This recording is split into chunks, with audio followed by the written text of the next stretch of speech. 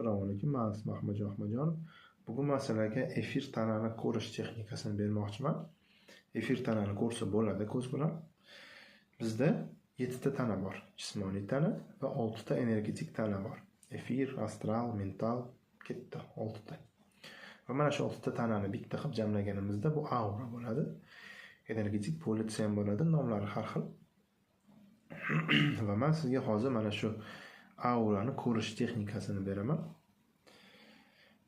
Texnikani berishdan oldin ko'zi nastroykasini tushuntirmoqchiman.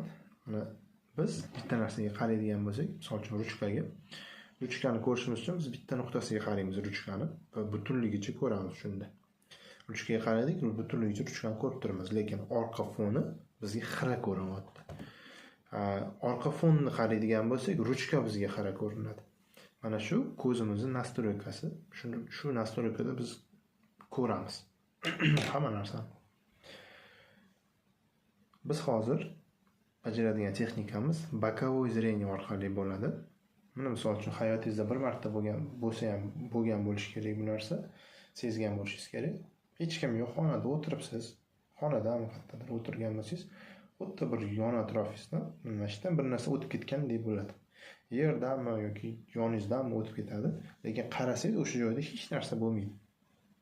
Mana shu bokovoy zreniya bilan ko'rilgan narsa bo'ladi.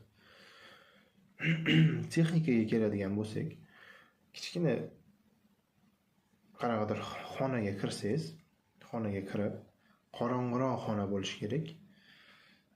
Butunligicha qora emas, qop-qorong'i emas, ozgina ko'rinadigan bo'lishi kerak. Orqa foningiz qora rangda bo'lishi kerak yoki oq rangda. Qora rang deganda to'qroq rangda bo'lishi kerak yoki oq rangda bo'lishi kerak. Oynani oldiga turib olib, o'zingizga qaraysiz. Qaraganingizda siz как pritsel qaramangda, xuddi bir uzoqqa qarayotgandek qarab turishingiz kerak. O'zingizga qaraysizda, uzoqqa qarab turibsiz. Mana shu tarzda qarab turganingizda sekin уже nurlar paydo bo'ladi. Ozgina mana shu efir tana bo'ladi u. Nurlar paydo bo'ladi ozgina. Shundan ko'rsangiz bo'ladi. Orqa foningiz to'q rangda bo'ladi yoki oq rangda. Kamdan kam odamda oq rangda bo'ladi, ko'pincha qora rangda bo'ladi.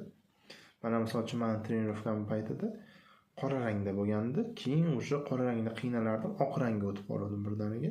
Oq rangni yaxshi ko'radigan bo'ldim, orqa fon oq bo'lsa. Qo'lingizga, misol uchun qo'lingizga qaraysizda, qo'lingizga qarab turasiz.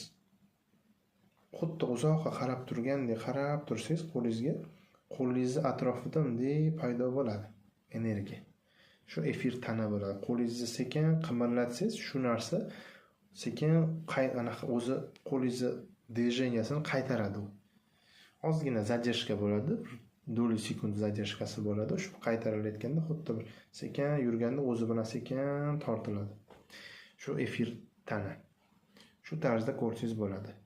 Yana qaytaraman, shu turgan joyingizda uzoqqa qarab turgandek qarab turasiz. Ko'p emas, 2 minut, 3 minut bu texnikani bajarasiz kuniga. Undan ko'p kerak emas, chunki ko'zga bu narsa непривычный narsa, ko'zni mishsalarini og'ritib qo'yasiz, o'zingizga zarar bo'ladi u narsa. Bir kunda 3 daqiqa qilasiz xolos. Har kuni bu texnikani 1 oy davomida, 1,5 oy davomida, uzog'i 1,5 oy davomida shu har kuni shu texnikani 3 minutdan qilsangiz, siz aurani anchagina qismini ko'rishni boshlaysiz ko'zingiz bilan. Nafaqat efir tanani, boshqa tanalarni ham ko'rishni boshlaysiz.